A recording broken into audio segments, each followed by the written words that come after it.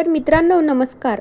सावळ्याची जणू सावली या मालिकेच्या आजच्या म्हणजेच 11 जूनच्या एपिसोडमध्ये काय काय घडणार आहे ते आपण जाणून घेणार आहोत.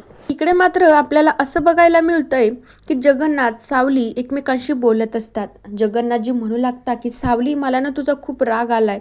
सारंगसोबत तू खोटं का बोलली? 8 वर्षानंतर तो तुझ्याकडे भेटायला आला, तुझ्यासोबत बोलायला आला, पण तू काय त्याची बाजू त्याला मांडूच दिली नाही. तू असं त्याच्यासोबत का खोटं बोलली आहे?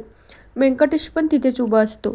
सावली म्हणू लागते की बाबा, मला त्या माणसाबद्दल आणि त्याच्या फॅमिलीबद्दल काहीच ऐकून घ्यायचं नाही.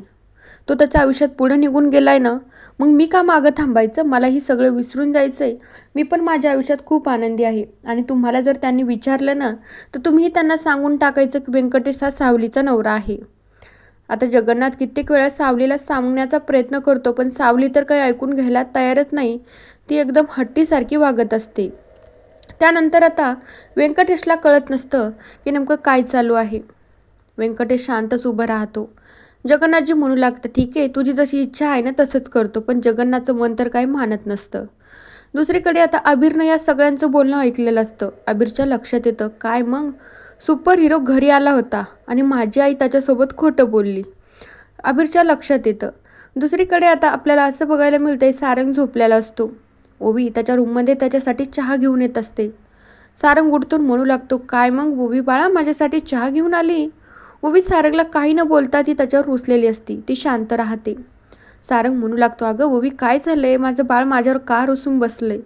तरीही ओवी सारंगला काहीच बोलत नाही. त्यानंतर सारंग उठून ओवीकडे जातो. म्हणू लागतो ओवी काय झाले तुला? काय झाले रुसायला? आणि मी काय केलंय आता?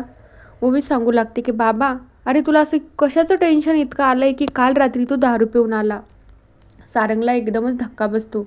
इतक्या छोट्या मुलीला आता मी उत्तरच काय देऊ? किती समजदार मुलगी आहे माझी.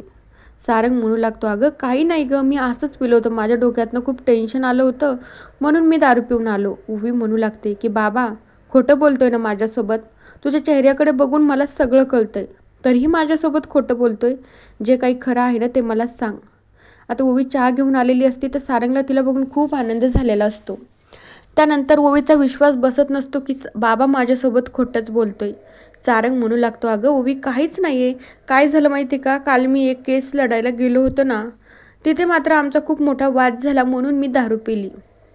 आता ते ओवी त्यावेळी म्हणू लागते काय रे बाबा, आता तू जे काही काम करतोय त्याच्यामध्ये जर दररोजच तुमची भांडणं झाली तर काय मग तू दररोज दारू पिणार का? सारंग म्हणतो हो, तसंच करणार मी दररोज. ओवी म्हणते काय म्हणलाय बाबा तू? सारंग म्हणू लागतो नाही गं बाळा, नाही मी करणार. आता तुला सांगतो ना, याच्यापुढे मी कधीच दारू पिणार नाही. ओवी म्हणू लागते मग ठीक आहे बाबा. आणि सारंग हसतच ओवीला मिठीत घेतो. मग तिकडे व्यंकटेश चहा पीत बसलेला असतो. अबीर त्याच्याकडे जातो. म्हणू लागतो काय मग व्यंकटेश काका, चहा पिता काय? व्यंकटेश हसूनच म्हणू लागतो हो हो अबीर, चहा पिताय. काय रे अबीर, तुला दिसत नाही का? अबीर म्हणू लागतो काय व्यंकटेश काका, जसं दिसतंय तसं नसतं ना. व्यंकटेश म्हणू लागतो आता सध्या तरी तुला जे काही दिसतंय ना ते तसंच असतं, चहाच पित आहे मी. त्यानंतर अबीर म्हणू लागतो व्यंकटेश काका मला एक गोष्ट सांगा, काल आपल्या घरी त्या ओवीचे बाबा आले होते का? आता हा प्रश्न ऐकून व्यंकटेशचा चेहरा पडतो. अबीरच्या लक्षात येतं. व्यंकटेश म्हणू लागतो कोण ओवी आणि कोण ओवीचे बाबा मला काही माहीत नाही. अबीर म्हणू लागतो व्यंकटेश काका माझ्यासोबत खोटं बोलू नका, तुम्हाला चांगलंच माहिती आहे ओवी बेळगावला आपल्या घरी आली होती, तिचे बाबा कोण आहे तुम्हाला पण माहिती आहे. आता कन्फर्मच आता अबीरला माहिती होतं की नक्कीच ओवीचे बाबा म्हणजे सुपर हिरो घरी आला होता. नंतर अबीर म्हणू लागतो आता तुम्ही माझ्याकडे असं बघताय, असं मला उत्तर देताय म्हणल्यानंतर नक्कीच ते घरी आले होते. व्यंकटेश म्हणू लागतो अरे अबीर, तू तर छोटा आहे ना, मोठ्या लोकांच्या भांडणामध्ये येऊन मोठ्या लोकांच्या गोष्टी ऐकून लपून छपून तुला काय गरज आहे? छोटा आहे ना, जा बाहेर जाऊन खेळ. अबीर ऐकायला तयारच नसतो. व्यंकटेश म्हणू लागतो कोण ओवीचे बाबा मला माहिती नाहीये. त्यानंतर अबीर सगळं सांगू लागतो काल ओवीचे बाबा घरी आले होते आणि आईनं त्यांना खूप बोलली, त्यांच्यावर खूप चिडली आणि आईनं त्यांना असं पण सांगितलंय की तुम्ही आईचा नवरा आहात म्हणून. त्यानंतर आता अबीर तर काही शांत बसत नाही. व्यंकटेश त्याच्यावर खूप चिडतो. व्यंकटेश त्याला समजून सांगण्याचा प्रयत्न करतो, पण अबीरला त्याच्या प्रश्नाची उत्तरं हवे असतात. व्यंकटेश आणि अबीरचं हे बोलणं चालू असतं तितके वेळा सावली तिथं येते. सावलीच्या लक्षात येतं की अबीरला हे सगळं माहिती झाले. सावली अबीरवर खूप मोठ्याने ओरडते. म्हणू लागते अबीर काय बोलतोय तू, आणि या गोष्टीमध्ये तू पडायचं नाही. आता सावलीचा असा गैरसमज होतो की हे सगळं ना जगन्नाथजीनेच अबीरला सांगितलं आहे. सावली मोठमोठ्याने जगन्नाथजीला आवाज देऊ लागते, म्हणू लागते, बाबा बाहेर या मुलाला तुम्हाला सांगायची काय गरज होती. जगन्नाथ म्हणू लागतो, अगं साऊ, मी तर तुला वचन दिलं आहे आणि इतक्या छोट्या मुलाला मी कशाला काही सांगेल, आणि मी याला काहीच सांगितलं नाही. याला कुठून माहीत झालं मला काय माहिती. सावली अबीरवर खूप चिडते, म्हणू लागते, काय रे अबीर, तुला या गोष्टी कुठून माहीत झाल्या आणि या गोष्टीपासून तू लांब राहायचं बरं का. अबीर सांगू लागतो, अगं आई, बाबांवर कशाला चिडते तू. काल मी झोपलो नव्हतो, मी जागीच होतो. मी सगळं तुमचं बोलणं ऐकलं आहे.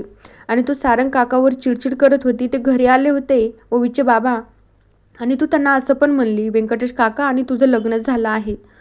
अबीर हे सगळं सावलीला विचारत असतो, म्हणू लागतो, आई, एरवी तर तू मला चांगल्या सवय लागती, मग तुला का कशी वाईट सवय लागली. सतत आमच्यावर चिडचिड करत असते, आमच्यावर ओरडत असते. अबीर म्हणू लागतो, आई, मला फक्त एक गोष्ट सांग, काल ओवीचे बाबा घरी आले होते आणि तू त्यांच्यासोबत खोटं का बोलली. तुझं आणि त्यांच्यामध्ये काय संबंध आहे, नेमकं तुमचं नातं काय आहे, तू एवढी त्यांच्यावर चिडचिड करते. सावली अबीरच्या एकाही प्रश्नाचं उत्तर न देता त्याच्यावर खूप मोठ्याने ओरडू लागते, म्हणू लागते, अबीर, अशा फालतू गोष्टीत तू अजिबात डोकं लावायचं नाही आणि यापुढे हा प्रश्न आता इथे होणार नाही. आता मला कोणीच काही विचारायचं नाही. दुसरीकडे राजकुमार हसतच मोनिकाला म्हणू लागतो, चर्चा तर आता चांगलीच होणार आहे.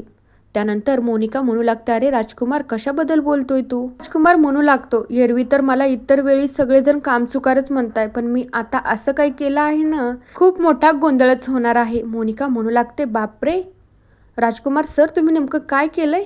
राजकुमार म्हणू लागतो, मोनिका काय, आणि मला सर म्हणते. हो, कळलं मला मोनिका, आता तुला चार चौघात मला वेडसर म्हणता येत नसेल ना, म्हणून आता तू मला सर म्हणते.